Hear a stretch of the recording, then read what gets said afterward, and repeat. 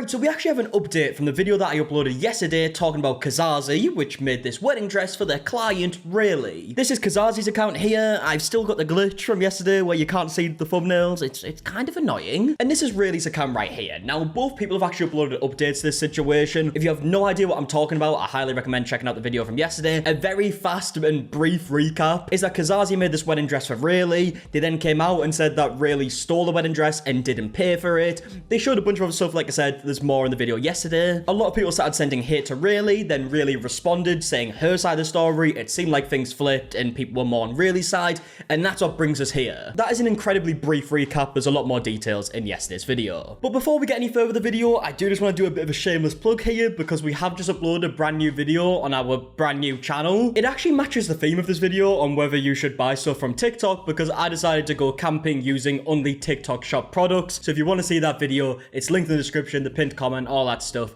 And yeah, it's much appreciated. Now, this first video is from Caze where they show the initial sketches and the finished product. So let's see.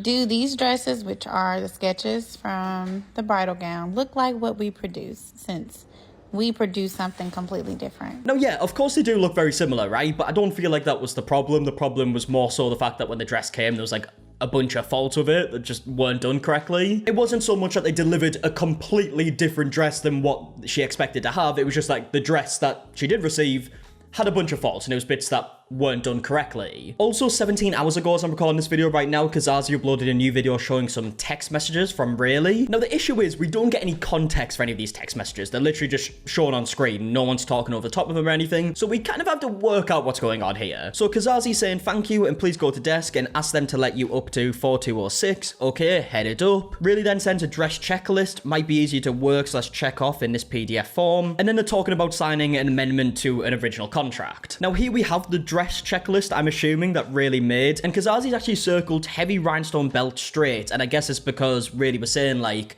a big problem of it is the belt. That's not what the belt should be. Now, in Rayleeruk's newest video that we'll get to later, she just mentioned this belt and says why it's wrong, but I guess this is Caze saying, like, oh, you did want a belt. And yeah, of course, there might have been some, like, miscommunication of what this belt should look like. Caze might have thought Rayleeruk wanted it to look differently, and in Rayleeruk's mind, that's not what she meant when she described what belt she wanted. There definitely could have been a miscommunication, but obviously, if there was a miscommunication, that is something that could be solved if there was plenty of photos being sent back and forth, kind of showing, like, this are the updates. And if you watch yesterday's video, you would know that that is one of Rayleeruk's main criticisms with all of this, that there wasn't communication. They weren't sending pictures showing updates. So how was she able to change stuff and say, that's not what I wanted it to look like? And in fact, in that video, we saw Rayleeruk say, oh, I don't think the belt looks right in that when she was finally sent a video over. The problem being that was as they were sending it through FedEx and actually delivering the product. And here we have some more text messages saying, okay, you can take a seat. We'll come get you. Okay, thank you. What side of the room are you? The right side of you walking in. I don't know if this is like a rebuttal to Rayleeruk saying that they planned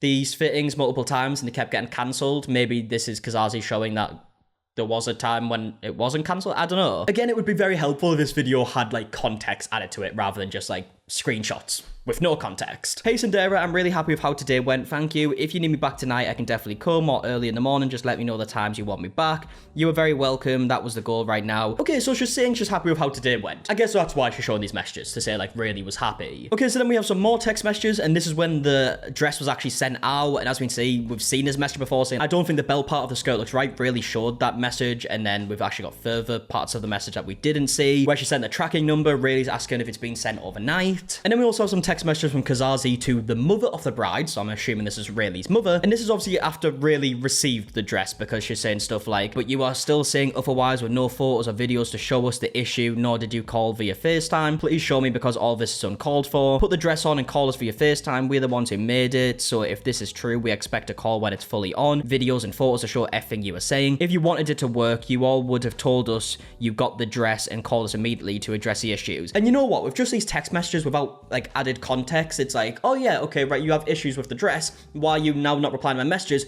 But then you've got to add the context that she received the dress 2 days before the wedding, and you can imagine if it's that close to your wedding, you receive it, and there's loads of things that are wrong with it, you really don't have time to send it back to a different state and get it fixed and receive it again, especially when you've seen how bad the communication is in Rayleeruk's opinion. So I can personally see at that point why Rayleeruk would be like, right, forget about this dress for now, it's 2 days to the wedding, let me get on to getting a new dress and we'll solve this situation like after the wedding. We've got even more messages from Casze saying the tool was takeout before Sunday, her last day being there, and she approved that. All the lies need to stop. I'll be there by the end of the day to see everything on her. Send the address for my arrival. I also expect to be paid in full, as well as my staff before we leave. I'll see you soon. Okay, so that's a bunch of text messages that we didn't see before. Again, it's pretty difficult to really work out what's going on without the added context. These are just separate conversations that we kind of have to piece together ourselves, but make of that what you will. Let me know your opinions in the comment section down below. I did also notice that Casze replied to a comment that says, is there an update from your side? And Casze said, per legal counsel, I won't be responding. People already made their decision and others are attempting to simply bring me down, but unfortunately it won't prosper. I am moving forward and over it. Now, the fact that she's saying per legal counsel, I don't know if she's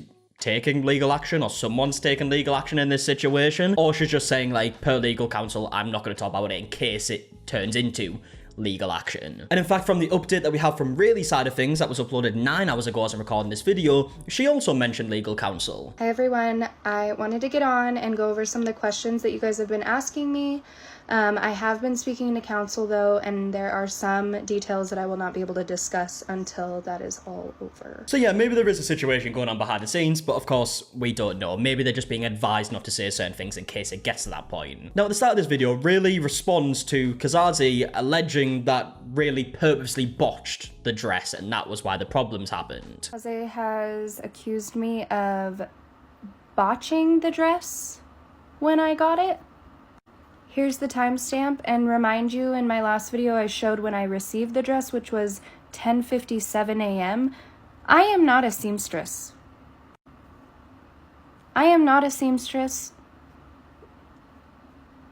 What? Yeah, I mean, I highly doubt that she botched the dress herself, because this is like, what, 2 days before the wedding? Why would you then purposely botch a dress that you paid so much money for? Then you've got to try and go out and buy a new dress. That doesn't make sense to me. It really then goes on to speak about the top part of the dress and specifically the belt that we mentioned earlier. Next thing you guys are asking me about is this top piece of the skirt. That was only supposed to be about 1 inch, as you can see here. I'll show another picture, but the reason why she talked me into doing that at all is because she ordered the wrong overlay. It was supposed to match the top completely, like same type of jewels. Here is another picture. It was only supposed to be 1 inch thick, not 2 inches on one side and 3 on the other side. And then do you see, it was supposed to trickle down like these, like teardrops, not be one solid belt. The belt was only supposed to be this little piece that was only like 1 inch so that it would tie in this top of the dress to this. Okay, so really saying this whole belt debacle that's going on right here is because Casze actually ordered the wrong thing to blend into the top part of the skirt. So for them to actually blend it, they needed this belt that would kind of teardrop down with jewels and kind of like blend everything together. And obviously if you look at the pictures, it doesn't really look like that. Really then goes on to show some of the inspiration pictures that she used for the idea of this dress. Here is one of the original inspo pictures. You can see here that it is the same type of jeweling as the top, and then also it is more jewels at the top, and then it gets lighter and lighter as it goes down to almost no jewels. Here was another inspiration photo of the skirt, very minimal. As you can see in the sketch, there is no belt. There was not supposed to be a belt. It was supposed to be all the same from top to bottom, the same type of crystals, the same type of jewels. Okay, so you get the point, right? Case's saying, like, the belt was Rayleigh's idea, really saying, actually, the belt was brought in because you ordered the wrong thing for the dress. And in fact, really goes on to clarify this even further. But again, there was no belt in this whole situation until she ended up ordering the wrong type of overlay so that it didn't even match the top to bottom of the dress. And to be fair, if we go back to the text messages, we can see that this dress checklist was actually sent on the 11th of August, which is the day after the initial deadline was supposed to be. So this isn't a checklist from the beginning of them creating the dress. This is obviously an updated one for whatever reason. So yeah, it's obviously very possible that Rayleigh added in this belt on the checklist after something potentially went wrong, but again, we don't know 100%. But going back to Rayleigh's video, she then goes on to show more examples of bad communication. Another question people are asking me is, why were you not communicating? This was right before the trip. She's saying that they are having phone issues. I try to be nice. We come down the list. An emergency situation. because they didn't have a seamstress. But she wouldn't do the dress fitting without a seamstress for whatever reason. Wouldn't even let me see my dress, even though I was already in Miami from Colorado. Still doesn't even send me a picture after this. Yeah, so this is obviously from when Rayleigh said that she traveled from Colorado to Miami to do a fitting for the dress, and it got cancelled. And looking at his text messages, the reason it got cancelled is because there wasn't a seamstress there, which, yeah, maybe you need a seamstress there, but if she's already traveled to Miami, you would surely at least let her see the dress, especially if you haven't been sending pictures. And then this is them asking me to come back at the end of June when I was already in Miami from Colorado. And this was June 1st. And then this is an entire thread with me, my mom, a Casze customer service rep, and another phone number I don't even know. At this point, I let my mom try and deal with it because I was so upset that the second fitting was canceled and that I didn't even get to see my dress, let alone get any photos of it. So the 16th, and then another message from the 21st, the 24th, and then I messaged the 27th. Again, no responses. Yeah, I mean, that doesn't look great, doesn't it? Multiple messages without response sent within a period of, 11 days? It's not great if you're not replying within 11 days of multiple messages when you're making a dress for somebody that they're concerned about. It's not a good look. Now, Rayleigh goes on to say that she didn't actually receive proper pictures of this dress until she already received it. Let me be clear, I asked her for more photos and videos of the dress before she sent it so that I could proof it, which again, I never did. But she never sent me those photos of the model in my dress until the dress already got to me and I was like, what is this? And then we get even more text messages from Rayleigh where she's clearly concerned about everything that is happening all the way up until the day before her wedding. To clear up another question, this was August 18th. I sent this out, pause to read, to Sin. And then I sent that out and I asked her to fly it out here. If she really wants to send it on Wednesday, I need her to fly it out here. And she declined that. And then again on the 22nd, I asked her if she could come fix it, which she declined. And then this is the 23rd, literally the day before my wedding, and I am asking her if she wants the dress back. And then Rayleigh ends the video by saying she's not sure why the communication was so bad because people keep asking her. And then she mentions that Casze didn't even touch the dress until the day before the deadline date. The last question that people were asking was, why were you not given any updates? And frankly, I don't know the answer to that. As you can see in those screenshots, we asked for updates several times, and it was never sent over until August 4th. So I don't know. I could speculate, but I won't.